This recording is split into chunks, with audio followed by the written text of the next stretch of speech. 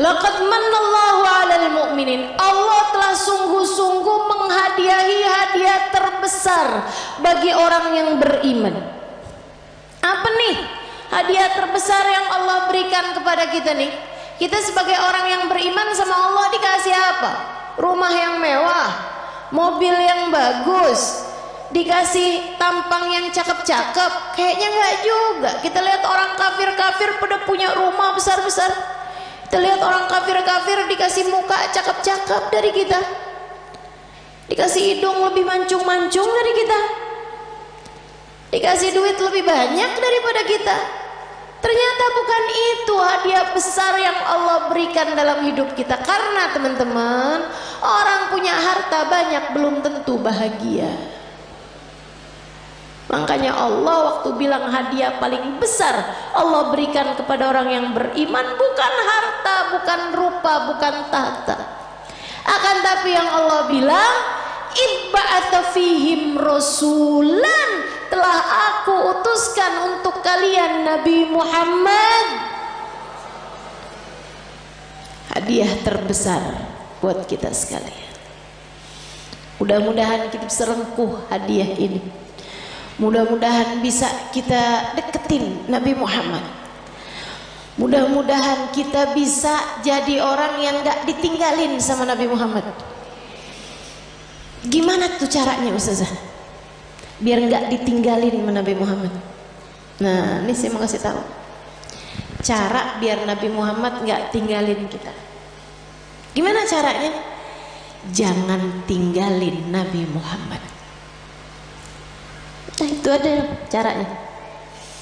Jangan pernah tinggalin Nabi Muhammad untuk apapun dan untuk siapapun, teman-teman saudara sekalian.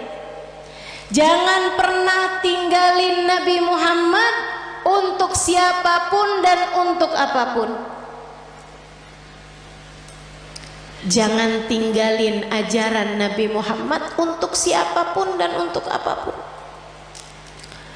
Dulu sebelum nikah nih melaki yang ini nih, kerudungan rapi, ke tukang sayur aja nggak pernah ketinggalan. Ngejar bakso aja relaan baksonya yang pergi dah, daripada keluar nggak pakai jilbab, karena nggak mahram sama tukang bakso.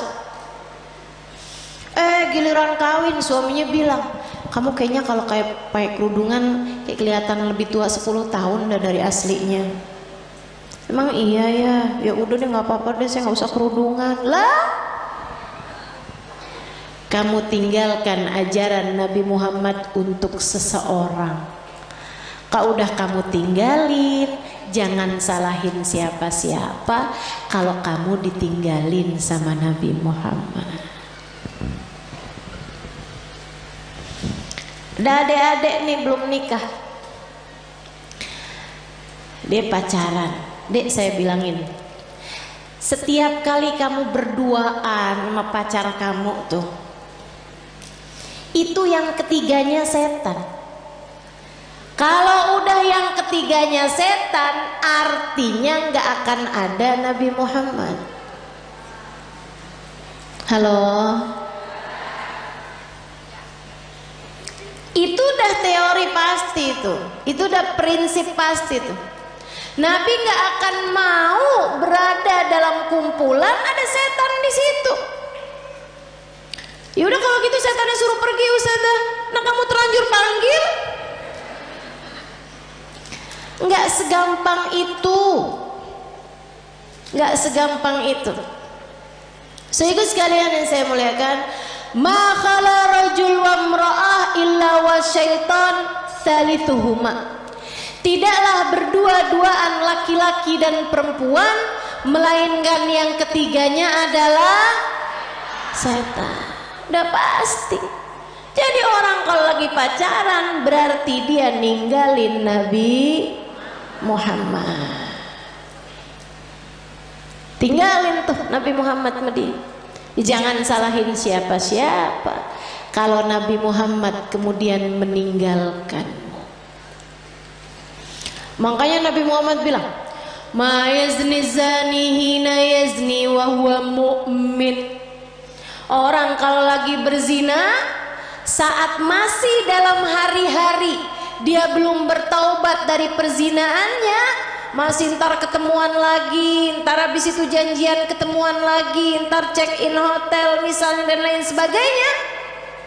Teman-teman saudaraku sekalian, maka katanya Nabi Muhammad, kalau dia meninggal dunia di masa-masa itu, tidak akan meninggal dunia sebagai orang yang beriman. Imannya udah kecabut dari dalam hatinya, naudzubillah. Jangan. Maka adik-adik, ini ada nggak sini orangnya? Perasaan depan saya banyak nenek-nenek nih. Emang zaman sekarang tuh umur perempuan suka nggak kelihatan. Kalau dari muka nih suka nggak kelihatan dah emang. Ya, kelihatannya dari dengkul. Kalau udah per 15 menit ganti posisi, tuh. Kalau udah yang mau berdiri perlu bantuan atau ada stylenya dulu gitu, ada gayanya pakai miring kanan, miring kiri, tuh. Tahuan umurnya. Uban udah nggak kelihatan sekarang. Udah pakai jilbab kan? Kadang-kadang juga disemir ya kan, diwarnain merah, hijau, kuning. Gak kelihatan umur dari rambut. Udah dah paling bener ciriin umur orang dari dengkul, bener dah. Kok Ustazah tahu? Nah, saya juga gitu. Berasa banget dari atas umur 40 tahun, emang bener-bener tuh. Adik-adik sekalian, siapapun darimu yang sekarang sedang terjebak cinta yang tidak halal, segeralah tinggalkan atau minta dia untuk menghalalkanmu dalam pernikahan. Lamar saya atau tinggalkan saya, sebab saya hanya punya hidup sekali, tak akan saya habiskan dengan berlimang dosa. Mau hidup cuman sekali-sekalinya nggak barengan sama Nabi Muhammad? Jangan mau dek. Mau hidup yang cuman sekali-sekalinya kamu jauh dari Nabi Muhammad?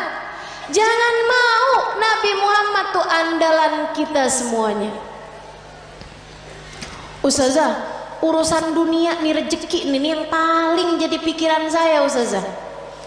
Paling pikiran saya nih mau urusan rezeki deh Ustazah. Emang bisa ya Ustazah kita ngandelin Nabi Muhammad? Bisa banget teman-teman saya sekalian, bisa banget. Ada dulu orang miskin banget. Ini terjadi di tempatnya Khalifah Al-Ma'mun, ya, zaman berapa ratus tahun silam. Sehingga sekalian saya muliakan, ada orang miskin banget. Dia istrinya mau melahirkan nggak punya duit. Barang-barang mau dijual juga nggak ada. Mau beli nih buat sekedar persiapan bayinya nggak punya. Miskin banget. Istrinya bolak-balik bilang nih gimana nih ntar ya, mudah-mudahan hari ini kita dapat rezeki. Ternyata enggak. Insya Allah mudah-mudahan kita dapat kelebihan rezeki nih besok hari. Ternyata enggak. Akhirnya dia bingung-bingung, dia datang ke makam Nabi besar Muhammad Sallallahu Alaihi Wasallam, ziarah ke makam Nabi Muhammad, nangis. Orang sana memang orang Madinah. Dia datang nangis di makam Nabi Muhammad SAW. Rasulullah, saya umatmu nih Rasul, gini amat ya nasib saya. Istri saya mau melahirkan anak saya Rasulullah, dan istri saya umatmu, anak saya umatmu. Ya Rasulullah, tolongin saya. Malam harinya dimimpiin Nabi Muhammad SAW. Mimpiin Nabi, sama Nabi dibilangin, emang segampang itu ya Ustazah mimpi Nabi Muhammad? Iya, buat sebagian orang. Yang apa Ustazah? Yang hatinya bersih. Ya, jadi itu istilah mimpi Nabi Muhammad tuh teman-teman. Itu tuh gampang buat sebagian orang yang hatinya bersih. Tapi Ustazah ada kok orangnya kayaknya nggak bersih-bersih amat deh hatinya. Misal, dia tuh ustazah suka banget gitu. Atau kamu ngerasa misalnya gitu ya, hati saya nggak bersih-bersih amat, tapi saya gampang tuh ngimpi Nabi Muhammad. Hati-hati, hati-hati. Ustazah kan katanya setan nggak bisa nyerupai Nabi. Betul, setan nggak bisa nyerupai Nabi. Tapi kamu emang pernah lihat Nabi? Kan enggak? Betul nggak? Ini kayak ada orang nggak pernah lihat saya, terus dia bilang saya ngimpi ustazah tadi malam. Tahu dari mana kalau itu saya? Kan begitu. Deh. Tapi ustazah bukannya setan nggak bisa nyerupai Nabi. Setan nggak bisa nyerupai Nabi, tapi ngaku-ngaku jadi Nabi, dia mah paling pinter. Jadi setan bisa aja tuh, saya adalah Nabi Muhammad, saya perintahkan kamu buat marahin suami kamu, buat cewer anak kamu. Tuh udah nggak mungkin itu Nabi Muhammad. Hati-hati. Nah, Nabi Muhammad tuh paling nggak tega sama orang miskin dengan syarat hatinya bersih. Makanya Maulid Simtuturan ada bahasa gini, dan itu saya senang bacanya.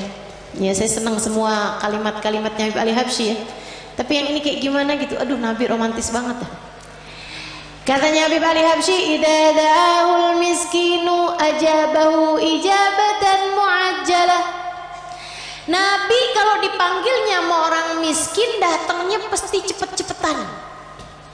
Nabi itu dari masa hidupnya Nabi Muhammad. Kalau ada orang kaya ngawinin, ya Nabi datang juga, tapi nggak selalu paling awal. Tapi kalau orang miskin ngawinin, Nabi datang duluan sebelum yang lain-lain. Enak banget ya. Sampai sekarang juga Nabi tuh kayak gitu. Jadi Bu, kalau kamu ngerasa ya ampun rezeki sulit banget di dunia, tenang. Nabi kalau dipanggil sama orang miskin datangnya cepet. Maka deketin Nabi Muhammad sallallahu alaihi wasallam. Tuh kayak si laki-laki tadi itu yang istrinya mau melahirkan. Ya Rasulullah, malam harinya digimpiin Nabi Muhammad. Kata Nabi Muhammad gile, Pak, pergi ke khalifah. Khalifah tuh kayak presiden gitu. Bilang sama dia, Nabi kirim salam, sampaikan padanya buat ngasih sama kamu uang, anggaplah ya 100 dinar. Itu kayak semacam 50 juta gitu. Misal aja ya, misal. Bilang sama dia, kata Nabi Muhammad, sholawat kamu yang tadi malam itu pas 10.000. Udah tuh. Habis itu dia kebangun. Aduh bingung juga nih. Seneng ngimpi Nabi, seneng dikasih isyarah. Tapi kan caranya kan gak normal nih, gak wajar. Masa mau datang ke rumahnya orang khalifah pula belum tentu diterima, belum tentu dibukain pintu ibu ya. Akhirnya dia datang ke seorang syekh, seorang ulama. Pada zaman itu tuh pejabat-pejabat masih sangat menghormati ulama, walaupun ulamanya miskin.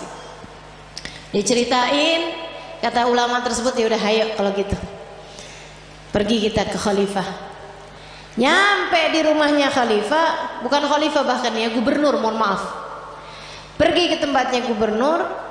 Akhirnya kemudian karena yang datang ulama, maka diperkenankan ketemu. Memang lumayan deket nih si ulama ini, syekh ini sama gubernur. Dia bilang, Pak Gubernur, saya ini datang kemari nih mau menyampaikan hajatnya tetangga saya ini. Silahkan kamu sampaikan. Dia bilang, iya Tuhan, mohon maaf saya tadi malam ngimpi Nabi Muhammad. Nabi Muhammad kirim salam kepadamu. Nabi Muhammad bilang, Tuhan harap memberi kepada saya uang 100 dinar. Udah mulai curiga, oh dia datang nih mau minta duit nih. Nabi Muhammad bilang, katanya sholawat Tuhan yang tadi malam sudah sampai 10.000 sholawat. Langsung gubernur tersebut berdiri, kemudian dia ambil uangnya, dia kasihin 100 dinar. Dia bilang, ini Pak. Orang sampai kaget-kaget. Dia bilang, ini dari Nabi Muhammad untukmu. 50 juta tadi nih. Dia ambilin lagi. Ini dari saya untuk kamu, untuk hajat kamu itu. masih diambilin lagi. Dan ini hadiah dari saya karena kamu telah memberi kabar gembira buat saya.